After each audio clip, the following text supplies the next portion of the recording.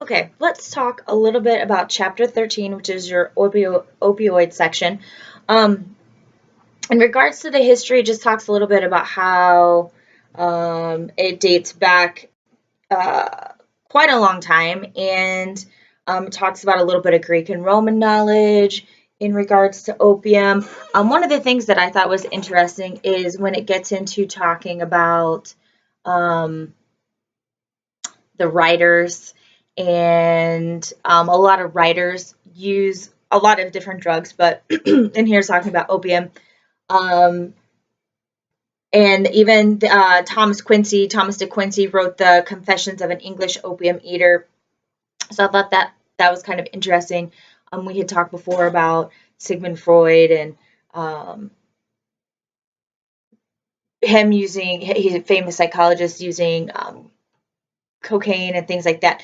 So it's interesting to see how commonplace some of these things were and how a lot of people used them and thought it actually benefited them, made their work better, things like that. It's also important that you know that morphine is the primary active agent and that codeine is a secondary active agent. And then another thing that I thought was interesting is if you were reading under the morphine section, one of the guys that studied morphine quite a bit actually ended up getting what was kind of like the Nobel Prize for his work with morphine. So I thought that was interesting. It also talks a little bit in that time or in the history, um, the Opium War and how China was involved in kind of bringing about some of the history with opium and it coming into different places. Um,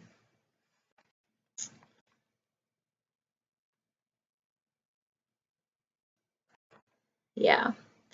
In regards to heroin, know that it's about 3 times more powerful than morphine, or potent. And what was kind of interesting too is if you looked at the use before the Harrison Act, like it talks about in your book, that the most common um, people using in like the late 19th century for opioid dependence were actually like 30 to 50-year-old females, um, white women, basically well adjusted, functioned as a wife and a mother. Um, so I thought that was kind of interesting. After the Harrison Act was when things started to change because obviously that's when things started to become criminalized.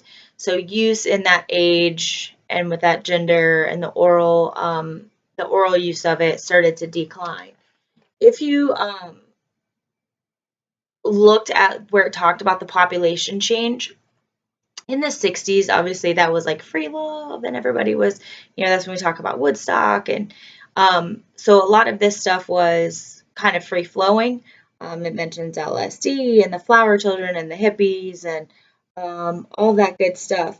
But as people started to say bad things about these drugs, what ended up happening was the most visual things that people were seeing, so whether that's media, whether that's just out in the open, the users were typically Hispanic or Black. So people started to, again, just like when you guys read the article about the crack cocaine, people started to make assumptions. People started to, and again, we could say maybe the media perpetuated that a little bit. But I wanted to make sure you guys saw this statistic. When they started creating the laws for the minimum prison sentence, 15 years to life for possession of 4 ounces of drugs such as heroin. That was in New York in 1973. More than 90% of the individuals convicted under those laws were either Black or Latino. So it just goes to show you again to kind of re-emphasize some of these things that we've been talking about. When you talk about drugs, we're not just talking about drugs. We're talking about a lot of things in our society. We're talking about race. We're talking about how have we kept people in certain positions. It's kind of like a mixture of drugs and sociology.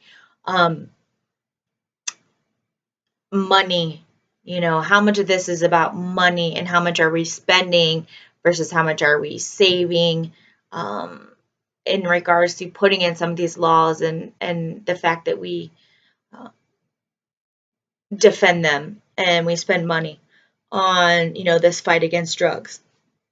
So I thought that was kind of interesting. The other thing that's really interesting and kind of sad is the situation with Vietnam. So in Vietnam,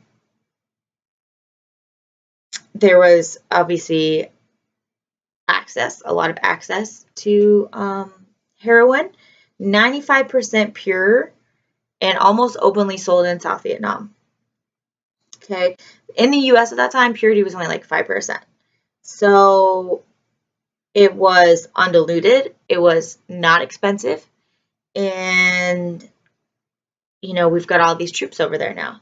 So it says in early like 1970s, 10 to 15% of our American troops were dependent on heroin that were in Vietnam.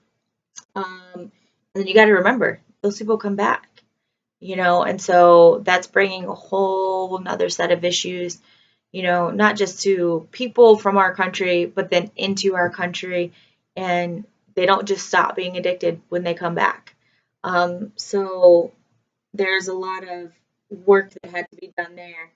Um, it said about in 71, 5.1% of the 100,000 personnel tested showed traces of opioids, which is crazy. And a lot of them were in the lower ranks, so you're probably talking younger kids.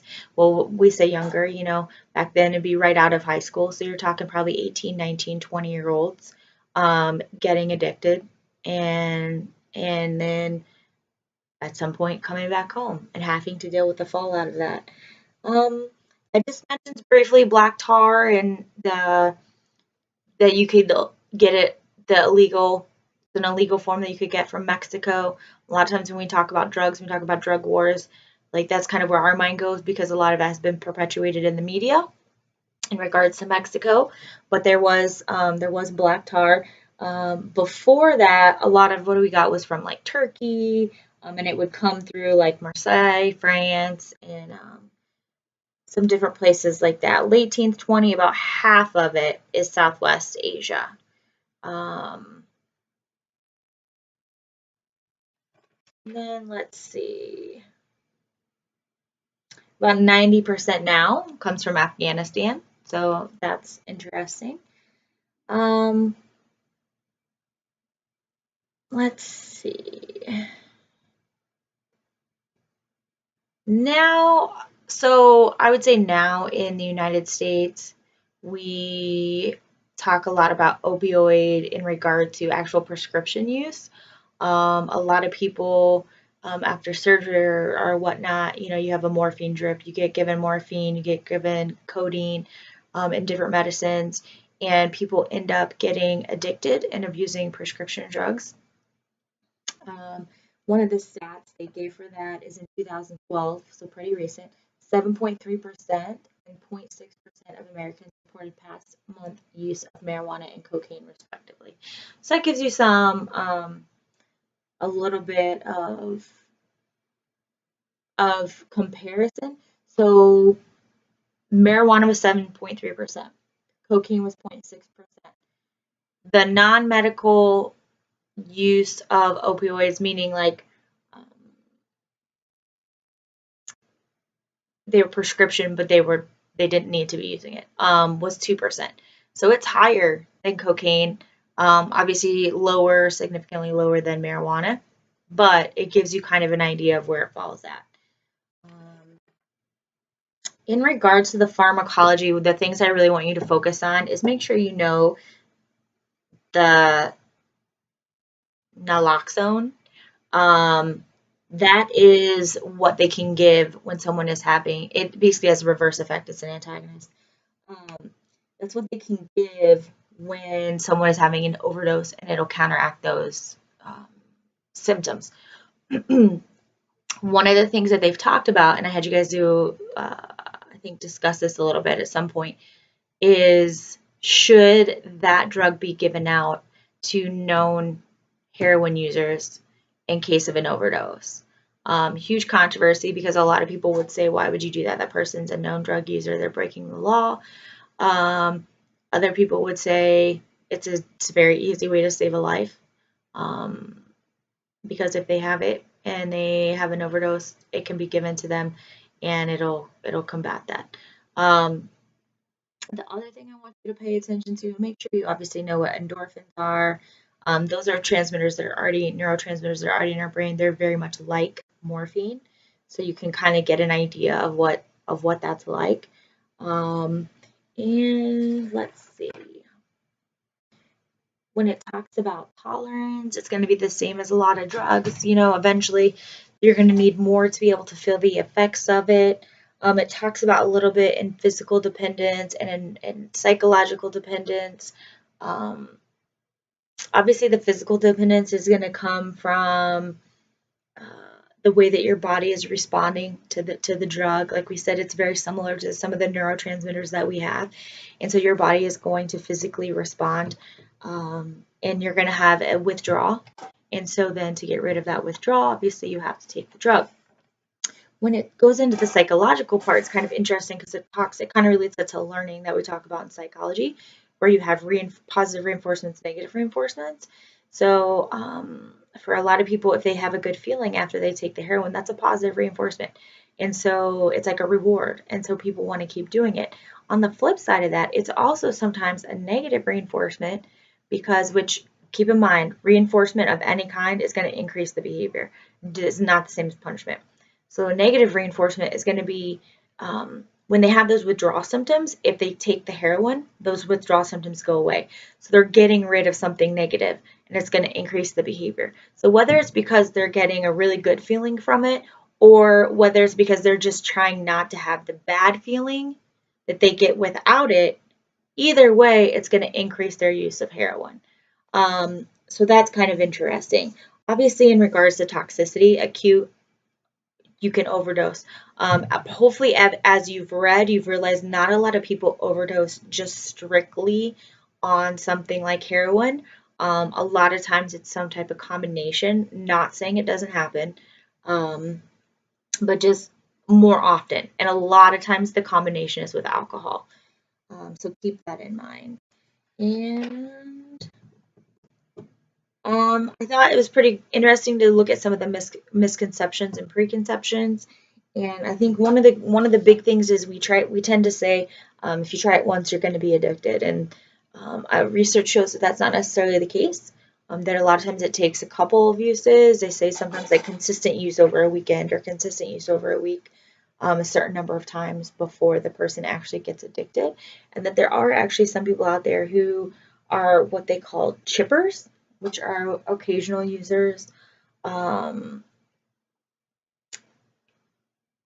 again, they say we get these images of horrible withdrawal symptoms and all this stuff going on, and that's all case by case. If the person isn't extremely addicted, they might not have those severe withdrawal symptoms. So keep all of that in mind, and that tells you a little bit about opioids.